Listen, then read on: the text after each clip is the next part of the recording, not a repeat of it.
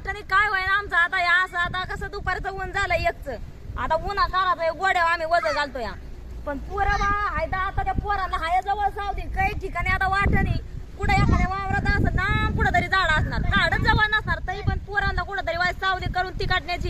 किंवा 4 काट्याची ठोकून गडीवर बसवायला लागणार आहेत आणि काही टायमाला वाटणी चालता चालता उभ्या पावसात म्हणलं तरी आम्हाला बिरायला लागायला लागणार आहे ह्या का चिखल वावरात पाणी तर वरनं पाल देऊन आतमध्ये सगळी जाळी भरायची पालातली पालात आणि जसा पाऊस उघडून असं एक गोड लादायचं वाटेल आणि मग काय काय वेळेस उभ्या पावसात बिराड पाडायला लागतं समजा दिवसभर सकाळचं लादून गेलं तर काही टायमाला अचानक पाऊस येतो तर वाटणी त्या पावसात एक चिंधी कुरडी जरी आपल्याला एखादी पाहिजे असली ना कायला चूल पेटवायला चिंधी राहत नाही एवढा खबीजून जातो गोड्या असलेलं सामान ऊन लागलं तरी आम्हाला काय वाटत नाही पण पाऊस आल्याच्या नंतर